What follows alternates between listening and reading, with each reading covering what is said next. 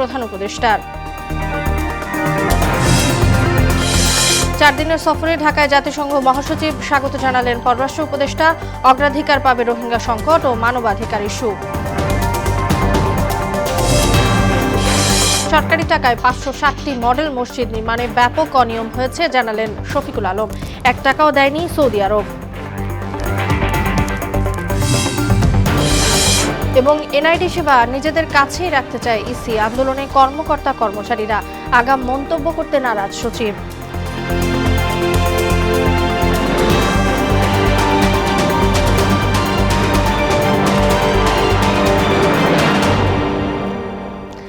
আসসালামু আলাইকুম, সবাইকে মোহনা সংবাদে স্বাগত। শুনছিলেন শিরোনাম, সঙ্গে আছি তাসনুবা বিনতে তাহের। এবার বিস্তারিত। না ফেরার দেশে পাড়ি জমিয়েছে মাগুরায় নির্যাতনের শিকার শিশুটি। দুপুরে সম্মিলিত সামরিক হাসপাতালে মারা যায় সে।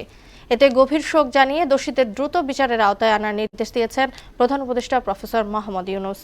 আইন উপদেষ্টা আসিফ নজরুল জানান, 7 দিনের মধ্যে মাগুরায় শিশু নিপীড়নের বিচার শুরু হবে।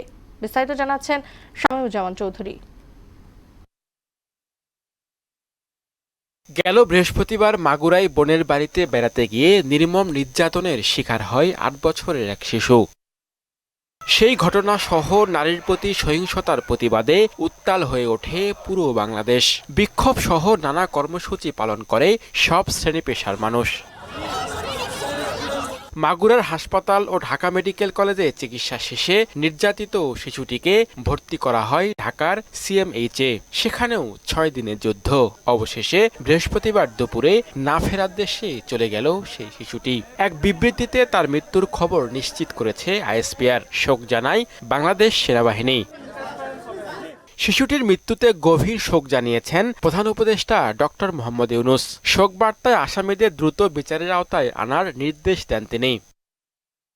এদিকে সচিবালয়ে এক সংবাদ সম্মেলনে আইন উপদেষ্টা আসিফ নজরুল বলেন, এই ঘটনায় 7 দিনের মধ্যেই বিচার কাজ শুরু হবে। 7 দিনের মধ্যে ইনশাআল্লাহ যদি আমরা বিচার কাজ শুরু করতে পারি, আমাদের বিচারক ওনারা সর্বোচ্চ দ্রুততার সাথে ন্যায় বিচার নিশ্চিত করেই বিচার করতে পারবেন। কারণ এখানে এত পারিপার্শ্বিক এত সাক্ষ্য রয়েছে, ডিএনএ টেস্ট পাওয়া যাবে, তারপর হচ্ছে পোস্টমর্টেম রিপোর্ট পাওয়া যাবে। ফলে আমরা আশা করছি খুব দ্রুততম সময়ে এই মামলার বিচার হবে। নারী ও শিশু নির্যাতন প্রতিরোধে সংশোধিত নতুন আইনের অধ্যাদেশ আগামী রবিবার প্রণয়ন করা হবে। শিশু ও বলাৎকার বিষয়ে গঠন করা হবে বিশেষ ট্রাইব্যুনাল।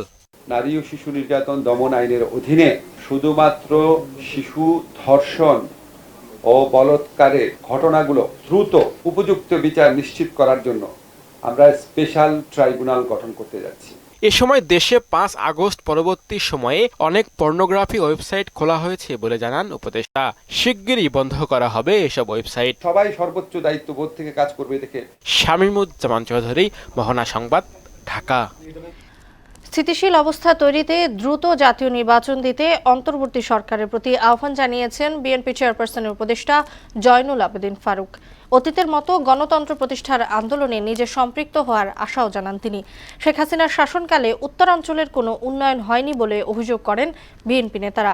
রাজধানীতে আলাদা অনুষ্ঠানে তারা এসব কথা বলেন। আরও জানাচ্ছেন হুমায়ুন কবির।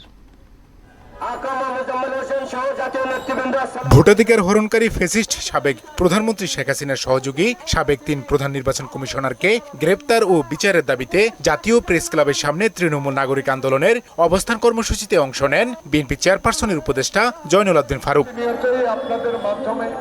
এই সময় বিগত দিনের গুম, খুন আর নিপীড়ন নির্যাতনের সঙ্গে জড়িতদের আইনের আওতা আনার দাবিও জানান বিএনপির এই নেতা। যারা গরিব দুঃখী মানুষের টাকা 28,000 কোটি টাকা বিদেশে লুট করে নিয়ে গেছে, সেই পরিবারের কয়েকজনকে গ্রেপ্তারের আওতায় আনতে পেরেছে?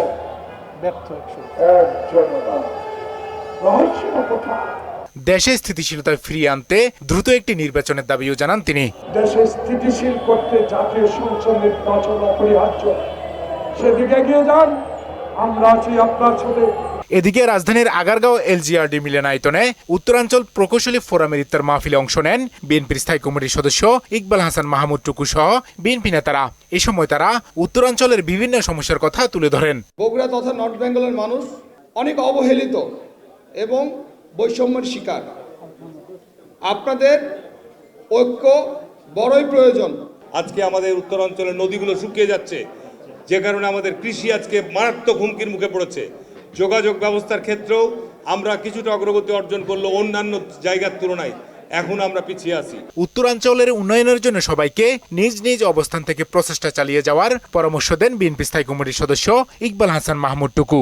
আমাদের ওই এলাকাটাকে ডেভেলপ করার জন্য আপনারা যেখানে আছেন সেখান থেকে যদি প্রচেষ্টা করেন, তাহলে কিন্তু আমি মনে করি না যে আমাদের উত্তরবঙ্গের ডেভেলপমেন্টটা খুব কষ্টকর হবে।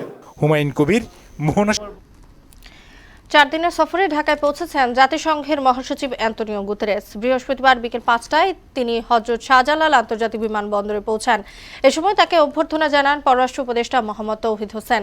প্রায় 7 বছরের ব্যবধানে বাংলাদেশে এটি তার দ্বিতীয় সফর। তার এবারের সফরে মূলত রোহিঙ্গা শরণার্থী সংকট বিষয়ক আলোচনা অগ্রাধিকার পাবে। এছাড়া মানবাধিকার ইস্যুও গুরুত্ব পাবে বলে বার্তা দিয়েছেন সংশ্লিষ্টরা। সফরের দ্বিতীয় দিন প্রধান উপদেষ্টা ডক্টর মাহমুদ ইউনূসের সঙ্গে সাক্ষাৎ শেষে রোহিঙ্গা শিবির পরিদর্শনে কক্সবাজারে যাবেন দুজন। সরকারি টাকায় 560টি মডেল মসজিদ নির্মাণে ব্যাপক অনিয়ম হয়েছে বলে জানিয়েছেন প্রধান উপদেষ্টার প্রেস সচিব শফিকুল আলম। তিনি বলেন, বিষয়টি ধর্ম মন্ত্রণালয় তদন্ত করে দেখছে। বৃহস্পতিবার রাজধানীর বেইলি রোডের ফরেন সার্ভিস একাডেমিতে তিনি এ তথ্য জানান। শফিকুল আলম জানান, পতিত স্বৈরাচার সরকার 560টি মডেল মসজিদ তৈরি করেছে।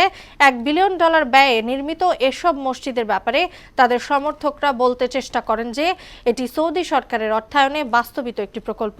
সৌদি আরব এখানে একটি টাকাও দেয়নি, এটি জনগণের করের টাকায় $1 বিলিয়ন একটি প্রকল্প। পতিত স্বৈরাচার 560টি মসজিদ করেছিলেন এবং $1 বিলিয়ন। অনেকে বলেন, অনেকের তাদের স্বৈরাচারের যে সাপোর্টার তারা বলতে চান যে এটা সৌদি ফান্ডেড এটা প্রজেক্ট। সৌদি এখানে একটা টাকাও দেয়নি। এখানে সৌদির কোনো, এটা ট্যাক্স পেয়ার মানিতে এই প্রায় $1 বিলিয়ন এটা একটা প্রজেক্ট। মাগুরায় ধর্ষণের শিকার শিশুটির নিহতের ঘটনায় গভীর শোক প্রকাশ করে ধর্ষক ও খুনিদের দ্রুত সময়ের মধ্যে কঠোর শাস্তির দাবি করেছেন জামায়াতের আমির ডাক্তার শফিকুর রহমান। জামায়াতের মিরপুর পূর্ব থানার উদ্যোগে আয়োজিত এক ইফতার মাহফিলে তিনি একথা বলেন। এ সময় মানবিক বাংলাদেশ গঠনে সবার সহযোগিতা চান জামায়াত আমির। আরো জানাচ্ছেন ওবায়দুল হক মারুফ। জামায়াতের কেন্দ্রীয় কার্যালয়ে দলের আমির ডাক্তার শফিকুর রহমানের সঙ্গে সৌজন্য সাক্ষাৎ করেছেন বাংলাদেশে নিযুক্ত রাশিয়ার রাষ্ট্রদূত আলেকজান্ডার জি খোজিন। এ সময় দ্বিপক্ষীয় সম্পর্ক, বিনিয়োগ এবং আন্তর্জাতিক সম্পর্ক সহ স্বার্থ সংশ্লিষ্ট বিষয় নিয়ে আলোচনা করেন তারা। বৈঠক শেষে গণমাধ্যমের মুখোমুখি হন দলের নায়েবে আমির ডক্টর সৈয়দ আব্দুল্লাহ মোহাম্মদ তাহের। তারা বাংলাদেশ জামাত ইসলামীর সাথেও এখন একটা রেগুলার এঙ্গেজমেন্ট থাকতে চাই, এঙ্গেজমেন্ট চাই, এবং আমরাও বলেছি যে হ্যাঁ, আমরা রাশিয়ার সাথে আমাদের এঙ্গেজমেন্ট থাকবে এবং আমাদের এই এঙ্গেজমেন্টটা কন্টিনিউ করবে। আন্তর্জাতিক ইস্যুতে এবং বাংলাদেশের ডেভেলপমেন্টে আমরা পারস্পরিক সহযোগিতা দূর করা যায় সেইভাবে আমরা একসাথে কাজ করব। এদিকে বিকেলে রাজধানীর Mirpur Manipur school and college মাঠে ইফতার মাহফিল ও উপহার সামগ্রী বিতরণ অনুষ্ঠানের আয়োজন করে জামায়াত ইসলামী মিরপুর পূর্ব থানা। অনুষ্ঠানে জামায়াত আমির মাগুরায় শিশু ধর্ষণের ঘটনায় দ্রুত কঠোর বিচার দাবি করেন। আমরা দোয়া করি আল্লাহ তাআলা তাকে জান্নাত নসিব করুন, তার আপনজনদেরকে শোক বহন করার তৌফিক দান করুন, এবং আমরা আজকের এই মাহফিল থেকে ওই সমস্ত খুনি, ধর্ষক এবং ধর্ষণের সহযোগিতাকারীদের কঠোর শাস্তি আমরা দাবি করছি। এ সময় সন্ত্রাস এবং চাঁদাবাজি মুক্ত জাকাত ভিত্তিক মানবিক বাংলাদেশ গড়তে দলমত নির্বিশেষে সবার সহযোগিতা চান তিনি। আমরা সন্ত্রাস মুক্ত বাংলাদেশ দেখতে চাই, আমরা চাঁদাবাজ মুক্ত বাংলাদেশ দেখতে চাই, আমরা দুর্নীতিবাজ মুক্ত, দখলদার মুক্ত বাংলাদেশ দেখতে চাই, এবং আমরা সত্যিকার অর্থে কোরআনের আলোকেই সেই বাংলাদেশটা চাই। ওবায়দুল হক মারুফ, মোহনা সংবাদ, ঢাকা। জাতীয় পরিচয়পত্র বা এনআইডি সেবা নিজেদের কাছে রাখতে চান নির্বাচন কমিশনের কর্মকর্তা কর্মচারীরা। এজন্য জাতীয় পরিচয়পত্র নিবন্ধন আইন 2023 বাতিলের দাবিতে আন্দোলনে নেমেছেন তারা। তবে ইসির সিনিয়র সচিব আখতার আহমেদ জানান, জাতীয় পরিচয়পত্র সেবা এখন পর্যন্ত নির্বাচন কমিশনের অধীনেই রয়েছে। এ বিষয়ে আগাম মন্তব্য সমীচীন নয়। বিস্তারিত জানাচ্ছেন এমআর আসাদ। এনআইডি সেবা কার অধীনে থাকবে তা নিয়ে সরকার এবং নির্বাচন কমিশনে কয়েক বছর ধরে টানাপোড়েন চলছে। এক ছাদের নিচে নাগরিকদের সেবা এবং তথ্যের সুরক্ষা নিয়ে অনিশ্চয়তার বিষয়টি সামনে আনছে সরকার। অন্যদিকে কমিশন বলছে, স্বাধীন প্রতিষ্ঠান হিসাবে এই কার্যক্রম পরিচালনায় তারাই দক্ষ। বৃহস্পতিবার নিজ দপ্তরে এনআইডি তথ্য নিরাপত্তার বিষয়ে ইসি সিনিয়র সচিব আখতার আহমেদ বলেন, প্রতিষ্ঠিত একটি পদ্ধতি ভাঙা ঠিক হবে না। যেটা প্রতিষ্ঠিত পদ্ধতি, সেই পদ্ধতিটাকে আবার নতুন করে গড়ে তোলার থেকে বরং যে পদ্ধতিটা প্রতিষ্ঠিত সেই পদ্ধতিটাকে সম্প্রসারণ করাটাই যৌক্তিক। সুরক্ষিত নয়, এটাই হয়ে থেকে গেলে তাই 182টা সংস্থা আমাদের কাছ থেকে সেবা নিচ্ছে এবং এই সেবার আরো চাহিদা আছে কেন? সুরক্ষিত বলেই তো চাচ্ছে। যদি সুরক্ষিত না হতো তাহলে কি চাইতো? এমন স্পর্শকাতর বিষয়ে পুরোপুরি নিশ্চিত না হয়ে কারো মন্তব্য সমীচীন নয় বলেও জানান আখতার আহমেদ। কোনো মতামতকে অগ্রিম মতামত হিসেবে আলোচনায় এনে অনাকাঙ্ক্ষিত তথ্য দেওয়া বা অনাকাঙ্ক্ষিত একটা কথা বলা আমার মনে হয় যে আমার সীমাবদ্ধতায় আছে। এদিকে জাতীয় পরিচয়পত্র নিবন্ধন আইন 2023 বাতিলের দাবিতে পূর্ব ঘোষিত অবস্থান কর্মসূচি পালন করেন ইসির কর্মকর্তা কর্মচারীরা। তুলে ধরেন আন্দোলনের যৌক্তিকতা। সিভিল রেজিস্ট্রেশন অথরিটি এটা একটা ভালো উদ্যোগ নিঃসন্দেহে, তবে যেহেতু ডাটাবেসটা নির্বাচন কমিশন আন্ডারে নির্বাচন কমিশন মেনটেন করে, আমরা সিভিল রেজিস্ট্রেশন অথরিটি যা কাজটা হবে সেই কাজটাও নির্বাচন কমিশনের আওতায় নিয়ে আসতে হবে। সেই ক্ষেত্রে এনআইডি পরিসরটা আমাদের আরো বৃদ্ধি করতে হবে। সরকার দাবি মেনে না নিলে 19 মার্চ সকাল 9টা থেকে 3 ঘন্টার কর্মবিরতির হুঁশিয়ারিও দেন তারা। 19 তারিখ আমরা সারা দেশে নির্বাচন অফিস এবং নির্বাচন কমিশন সচিবালয়ে অর্ধ দিবস অপারেশনাল হল্ট করব। এমআর আসাদ, মোহনা সংবাদ, ঢাকা। প্রজ্ঞাপন জারির প্রায় 1 যুগ পর আপিল বিভাগের সিদ্ধান্তে 10ম গ্রেডে 2য় শ্রেণীর গ্যাজেটেড কর্মকর্তার মর্যাদা পেলেন সরকারি প্রাথমিক বিদ্যালয়ের প্রধান শিক্ষকরা। বৃহস্পতিবার প্রধান বিচারপতি সৈয়দ রেফাত আহমেদের নেতৃত্বাধীন আপিল বেঞ্চ এ আদেশ দেন। বিস্তারিত কাজী পাপ্পুর রিপোর্টে।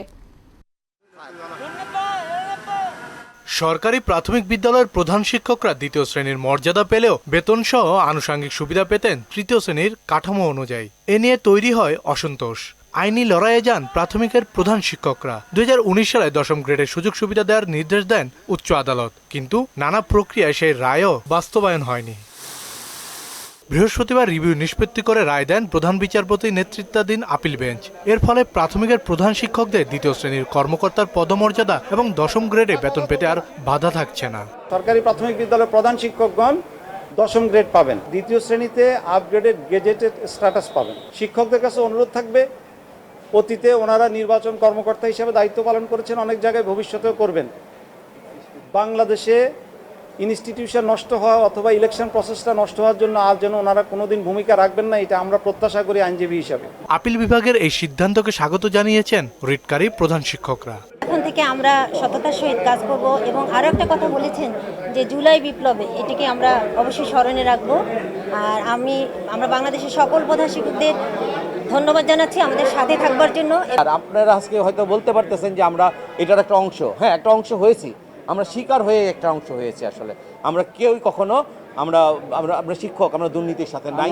প্রধান শিক্ষকদের 10ম গ্রেড পদমর্যাদা 2014 সালের 9 মার্চ থেকে কার্যকর করতে বলা হয়েছে।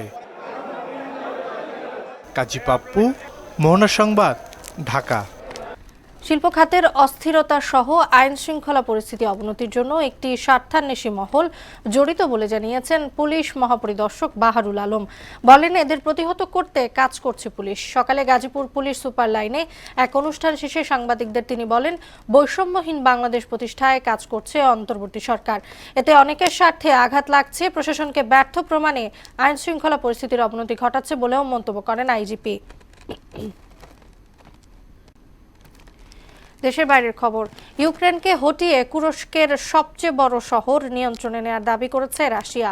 এর আগে ইউক্রেন সংকট সমাধানে যুক্তরাষ্ট্রের কাছে শর্তের তালিকা উপস্থাপন করে মস্কো। অন্যদিকে নাসার শীর্ষ বিজ্ঞানী সহ 23 জন চাকরিচ্যুত করেছে ট্রাম্প প্রশাসন। ইশতিয়াক হোসেনের ডেস্ক রিপোর্ট। রাশিয়ার হামলার মুখে ইউক্রেনের সীমান্তবর্তী কুরস্ক অঞ্চলের সুজ্জা শহরের নিয়ন্ত্রণের দাবি করেছে মস্কো। বৃহস্পতিবার এক বিবৃতিতে রাশিয়ার প্রতিরক্ষা মন্ত্রণালয় এ তথ্য জানিয়েছে। গত বছরের আগস্ট মাসে হঠাৎ হামলা চালিয়ে রাশিয়ার কুরস্ক অঞ্চল দখল করে ইউক্রেন। ইউক্রেন যুদ্ধের অবসান এবং ওয়াশিংটনের সঙ্গে সম্পর্ক পুনর্গঠনের শর্ত হিসেবে যুক্তরাষ্ট্রের কাছে এক তালিকা উপস্থাপন করেছে রাশিয়া। এর আগে আমেরিকার মধ্যস্থতায় রাশিয়ার সঙ্গে ৩০ দিনের যুদ্ধবিরতিতে যেতে সম্মতি দেয় ইউক্রেন। এতে রাজি না হলে রাশিয়ার উপর অর্থনৈতিক অবরোধ আরোপের হুমকি দেন মার্কিন প্রেসিডেন্ট ডোনাল্ড ট্রাম্প। এদিকে যুক্তরাষ্ট্রের মহাকাশ গবেষণা সংস্থা national Aeronautics and space administration নাসার শীর্ষ বিজ্ঞানী ক্যাথরিন কেলভিন সহ মোট ২৩ কর্মকর্তা কর্মচারীকে চাকরিচ্যুত করেছে ট্রাম্প প্রশাসন। এক প্রতিবেদনে তথ্য জানিয়েছে এএফপি। অন্যদিকে সিরিয়ায় চলমান রাজনৈতিক পরিবর্তনের প্রেক্ষাপটে দেশটির উপর আরোপিত বেশ কিছু নিষেধাজ্ঞা শিথিল করার ঘোষণা দিয়েছে কানাডা। সাবেক সিরীয় প্রেসিডেন্ট বাশার আল আসাদের শাসনের বিরুদ্ধে কানাডা সহ বেশ কিছু পশ্চিমা দেশ এই ধরনের নিষেধাজ্ঞা আরোপ করেছিল। ইশতিয়াক হোসেন, মোহনা সংবাদ। যৌথ বাহিনীর ৩০ ঘণ্টার অভিযানে পাকিস্তানের বেলুচিস্তানে ট্রেনে জিম্মি দশার অবসান হয়েছে। অভিযানে বেলুচ লিবারেল আর্মি BLA জঙ্গি গোষ্ঠীর ৩০ সদস্য নিহত হয়েছেন। আহত হয়েছেন ট্রেনের ২৯ যাত্রী। এর মধ্যে ১৬ জনকে CMH এবং ১৩ জনকে বেসামরিক হাসপাতালে ভর্তি করা হয়েছে। নিরাপদে উদ্ধার করা হয়েছে ৪ শতাধিক যাত্রীকে। আরও জানাচ্ছেন কাজী শাহরিন। শ্বাসরুদ্ধকর ৩০ ঘণ্টারও বেশি সময়ের অভিযানে পাকিস্তানের বেলুচিস্তান প্রদেশে ট্রেনে জিম্মি সংকটের অবসান হয়েছে। বুধবার রাতে এক বিবৃতিতে ISPR জানায়, সেনা, বিমান বাহিনী, ফ্রন্টিয়ার কোর এবং SSG জওয়ানদের সাঁড়াশি অভিযানে সফলভাবে জিম্মি সংকট শেষ হয়েছে। অভিযানে বেলুচ লিবারেল আর্মি BLA জঙ্গি গোষ্ঠীর ৩০ সদস্যদের প্রত্যেকেই মারা গেছে। আহত হয়েছে ট্রেনের ২৯ যাত্রী। এর মধ্যে ১৬ জনকে CMH এবং ১৩ জনকে বেসামরিক হাসপাতালে ভর্তি করা হয়েছে। নিরাপদে উদ্ধার করা হয়েছে ৪ শতাধিক যাত্রীকে। ISPR এর ডিজি জানান, যেখানে ওই ঘটনাটি ঘটেছে তা যোগাযোগ বিচ্ছিন্ন প্রত্যন্ত এলাকা, ফলে সেখানে পৌঁছানো অনেক কঠিন ছিল। এছাড়া সন্ত্রাসীরা নারী ও শিশুদের মানবঢাল হিসেবে ব্যবহার করায় অভিযানও ছিল ঝুঁকিপূর্ণ। জিম্মি নাটক অবসানের পর বেলুচিস্তান সফরে যান পাকিস্তানের প্রধানমন্ত্রী শেহবাজ শরীফ। সার্বিক আইন শৃঙ্খলা পরিস্থিতি জানার পর সফল অভিযানের জন্য সংশ্লিষ্টদের ধন্যবাদ জানান তিনি। এদিকে সশস্ত্র এ জঙ্গিরা ট্রেন ছিনতাইয়ের একটি ভিডিও প্রকাশ করেছে। ট্রেনটি একটি টানেল থেকে বের হওয়ার পরপরই রেল লাইনে বোমা বিস্ফোরিত হয় এবং ট্রেনটি থেমে যায়। ওই সময় পাহাড়ে লুকিয়ে থাকা জঙ্গিরা নিচে নেমে আসে এবং গুলি করতে করতে ট্রেনটির নিয়ন্ত্রণ নেয়। ভিডিওটির পরের অংশে দেখা যায় যাত্রীদের ট্রেন থেকে নামিয়ে পাশে দাঁড় করিয়ে রাখা হয়েছে। পাকিস্তানের দক্ষিণ পশ্চিমাঞ্চলীয় বেলুচিস্তান প্রদেশে গত মঙ্গলবার 450 যাত্রীসহ জাফর এক্সপ্রেস নামে একটি ট্রেন ছিনতাই করে জঙ্গিরা। যৌথ বাহিনীর অভিযান শুরুর আগেই 21 যাত্রীকে হত্যা করে তারা। কাজী শাহরিন, মোহনা সংবাদ। আগামী এপ্রিলে পাকিস্তানে অনুষ্ঠিত হবে নারী ওয়ানডে বিশ্বকাপের বাছাই পর্ব। তার জন্য 15 সদস্যের নারী দল ঘোষণা করেছে বিসিবি। বাছাই পর্বে নারী দলকে নেতৃত্ব দেবেন নিগার সুলতানা জ্যোতি। আগামী 5 থেকে 19 এপ্রিল লাহোরে হবে বাছাই পর্বের খেলা। ঘোষিত দলে সুযোগ পেয়েছেন তরুণ ক্রিকেটার ইসমা তানজিম, যিনি এখনও আন্তর্জাতিক ওয়ানডেতে অভিষেক করেননি। তবে ইতোমধ্যে 4টি আন্তর্জাতিক T20 ম্যাচ খেলেছেন তিনি। 2025 নারী ওয়ানডে বিশ্বকাপ অনুষ্ঠিত হবে ভারতে, যেখানে মোট 8টি দল প্রতিযোগিতায় অংশ নেবে। শেষ করব মুখটা সংবাদ, যাবার আগে নামগুলো জানিয়ে দিচ্ছি আরো একবার।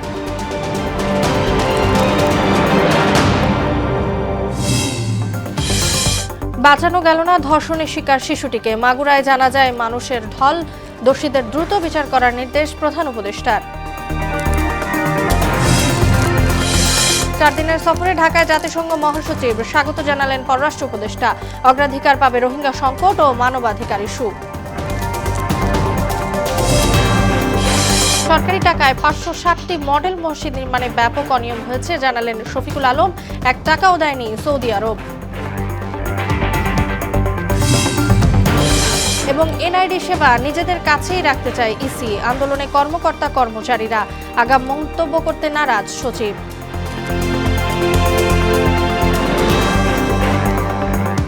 এই ছিল মোহনা সংবাদে। পরবর্তী সংবাদ রাত 12:30টায়। মোহনার সবশেষ খবর জানতে ভিজিট করুন www.mohana.tv। সংবাদ দেখতে পান ফেসবুক ও ইউটিউবেও। এতক্ষণ সঙ্গে থাকার জন্য সবাইকে ধন্যবাদ।